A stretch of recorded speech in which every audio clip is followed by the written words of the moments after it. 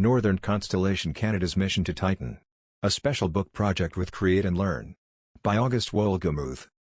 Introduction. Northern Constellation, Canada's mission to Titan by August Wohlgemuth, unfolds in the year 2080 and showcases the Canadian Space Agency's remarkable rise in interplanetary exploration. This exciting and visionary narrative follows a team of specialists assembled for an audacious expedition to explore and colonize Saturn's largest moon, Titan. There is a growing consensus that Titan may be the best location for humans to establish a colony in our solar system. Against the backdrop of groundbreaking spaceflight and robotics technology, the story delves into the challenges and triumphs of establishing a permanent outpost on this frigid celestial body. Apart from the technological obstacles inherent in such an ambitious mission, the crew must manage interpersonal and legal dilemmas which add realism to the story. So fasten your seatbelts for launch and join August Wohlgemuth on this exciting journey to Titan. Bruce Callow. Calgary, Alberta. April 2024. Chapter 1. Assembling the Crew and Rules. The year is 2080 and the Canadian Space Agency/Agence Spatiale Canadienne, CSA, ASC, is assembling the crew to travel to Saturn's moon Titan. Since the year 2050 the CSA had surpassed NASA's budget and technology and had become the dominant player in interplanetary space missions. Canada achieved this by attracting NASA's best astronauts, scientists and engineers to the CSA after NASA cancelled its planned crewed mission to Mars. Canadian legal and monetary systems are used in the mission. We are pleased to introduce you to our Canadian crew. August, a 29-year-old hydrologist. He is an expert on the lakes of Titan. He continues to study the methane cycle on Earth. August enjoys playing remote control boats on the lake at his home.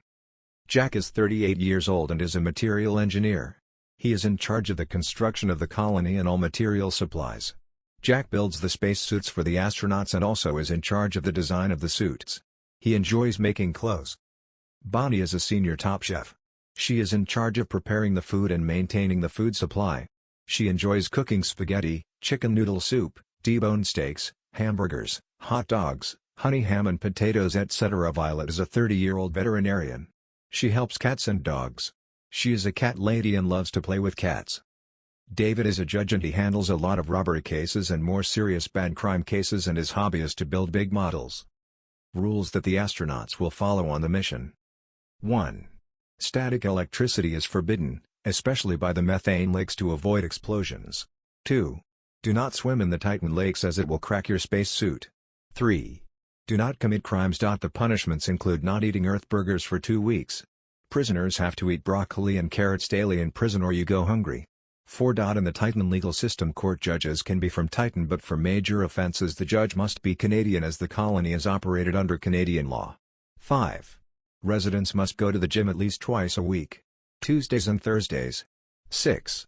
Each person in the colony has to bring a pet. Cats make up 50% of the pet population, dogs 1%, rabbits 1%, birds 22%, fish 22%. 7. Meat will be available by using cellular material. Beef and pork, lamb chops, chicken, salmon etc. 8. All residents are issued spacesuits which can be taken off when inside the base. Chapter 2. Building robots. The CSA built many robots to be transported to Titan to construct the colony and prepare the food supply for the astronauts who will travel there later on. It took a year to build them. One of the robots is called Hamlet. Hamlet is a large crane, a robot cat, which is capable of lifting heavy things. The material pallet bases connect to his tail to hoist the materials up onto a flatbed back. The cat design enables smooth movements and claws dig into the ground to stabilize movements. There is another robot which is a robot dog called Peanut. Peanut is designed like a dog and her back is a wide flatbed. The flatbed is used for transporting the materials. The crew has ordered 200 Peanuts and 100 Hamlets to be sent to Titan. Pete is the third type of robot, a mouse. A robot that works alongside Hamlet. Pete's tail is a grappling hook and anchors onto the pallet to stabilize and prevent the pallets from swinging about while being connected to Hamlet's crane tail. The crew has ordered 400 Petes to be used on Titan. Chapter 3. Launching Titans. It was now time to send the robots to Titan to build the colony. The CSA has built special rockets to go to Titan using the technology based on the Variable Specific Impulse Magnetoplasma rocket, VASIMR. There will be 5 Titan rockets, transporting the robots over a period of 5 months to Titan. Each rocket capsule has storage compartments for the robots, and the CSA tracks each of the rocket's pathways to Titan. The first rocket will be launched January 1, 2080, containing 50 Hamlet robots. The second rocket launching on February 1, 2080 will hold the remaining 50 Hamlet robots. The third rocket will be launched on March 1, 2080 and will carry 100 Peanut robots. The fourth rocket will transport the remaining 100 Peanuts and will be launched April 1, 2080. The last rocket to Titan carrying the 400 Pete robots will be launched on May 1, 2080. 5 minutes after launch, the two boosters separate from the first stage. The first and second stages separate when they pass the moon where it links with Vasimer. The second stage initiates and leads us to the rest of the mission to Titan. The capsule then is separated from the second stage in the orbit of Titan. Upon arrival and landing of the capsule on Titan, the top of the capsule opens down like a ramp on both sides and the robots are activated and walk out. The last rocket, number 5, carrying the Peats, also carries the food. The upper section of the capsule holds all the robots, whereas the bottom of the capsules are the compartments that hold all the food. The food is stored on pallets. When the capsule door opens and the ramps fold out, a Hamlet robot then comes up the ramp and connects onto the pallet one at a time. A Hamlet robot then swings his tail over towards Peanut and places the pallet on top of Peanut's flatbed back. Peanut takes the pallets over to the building sites and offloads the food supplies. The robots are sent to Titan to prepare the food supply and to initiate the building of the colony. All the robots are programmed to lay and build the foundation of the colony and to build the walls while following a certain blueprint. The astronauts are then in control of finishing the colony buildings, and they will design and build the remaining external and internal structures of the colony. Chapter 4. CSA Search Woes and the Titan Shuttle Challenge. All of the mission preparation was completed successfully and the robot ships were launched without any accidents. One of the launches was delayed by 1 day because of wind, but it was only a 1-day delay. The crew has initiated their advanced training, which typically lasts a year.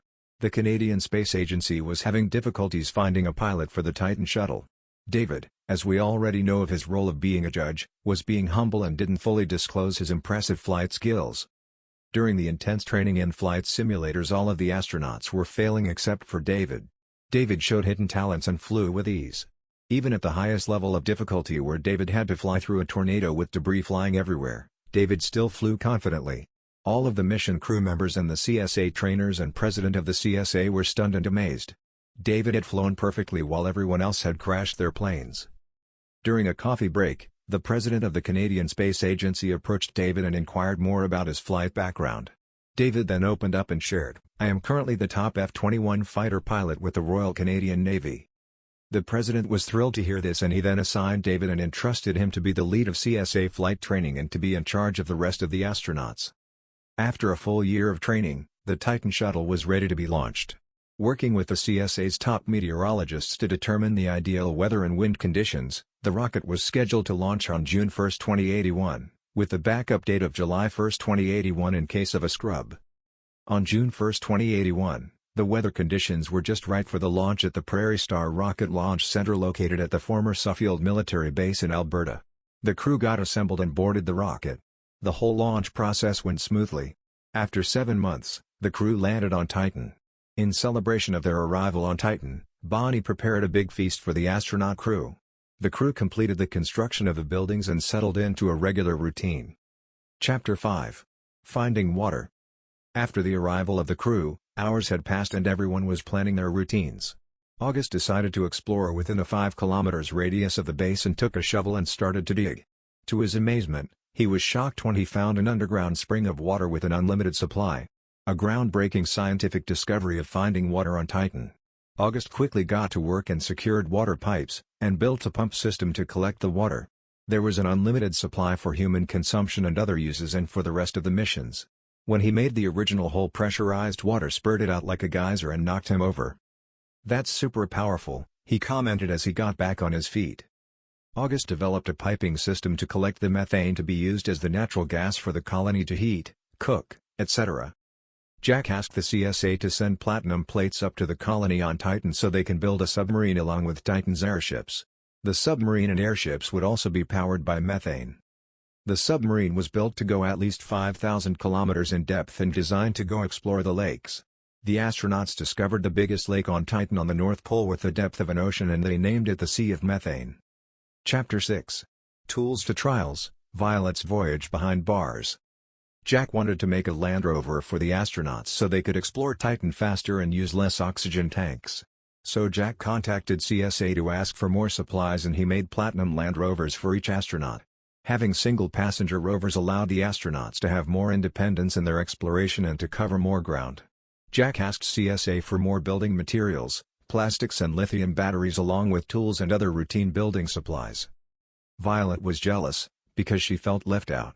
There was no focus on building the veterinarian clinic by Jack, that was promised to her before. So one day when she was very mad with Jack, Violet stole multiple tools from the warehouse to start building the veterinarian clinic herself. Jack was doing inventory of the tools and noticed that there were multiple tools missing. Jack started asking everyone who stole the tools. No one was answering, so Jack then reviewed the video footage taken from the warehouse cameras and discovered that it was Violet who stole the tools. In court, Violet explained she was getting left out and the building of the veterinary clinic was way behind schedule, so she had stolen the tools and supplies to build the veterinary clinic. She now felt guilty about what she had done. David sentenced Violet to be jailed for 2 weeks in Titan's prison in the minimum security section. Violet's time in prison was by the rules of the book. Her punishment included not eating Earth burgers for 2 weeks and to eat broccoli and carrots daily or go hungry. She was not allowed to work. Chapter 7. The Final Construction. Violet completed her 2-week imprisonment and ate a lot of carrots and broccoli during that time. The diet improved her vision, which was proved in her latest eye test. After Violet had served her time in jail, Jack started making plans to build the veterinary clinic for Violet. Jack requested copper plates from CSA to build the veterinary clinic and the recreation center. It was a quick build as it took only 2 weeks for the buildings to be constructed. During building there was a problem with one of the batteries in the drill. While David was building and using his drill, one of his lithium batteries inside the drill leaked all over as it wasn't made properly. Battery acid got all over David. David was okay and didn't get any injuries. When the battery acid got all over his astronaut suit, he stopped using his drill immediately and ran inside the base and had help to quickly take off his suit. Since Bonnie was already in the base, as she was making supper instead of helping in the construction, she was able to assist David remove the spacesuit quickly and safely without causing the spread of the battery acid anywhere else. The completed recreation center was something everyone enjoyed, with it having a swimming pool, lots of treadmills, exercise bikes and a running track. They even were creative in the selection of construction materials and made their weights out of copper plates, wood planks and cement. Chapter 8. Returning home. The return flight home to Earth for the original astronauts was planned after they had spent 7 years living on Titan. Astronauts are rotated in and out of Titan every 7 years. The astronauts assembled their rocket, attaching the Vasimer engine to the capsule they had kept in storage from when they arrived on Titan. After their 6-month journey back, they splashed down just off the coast of Vancouver Island.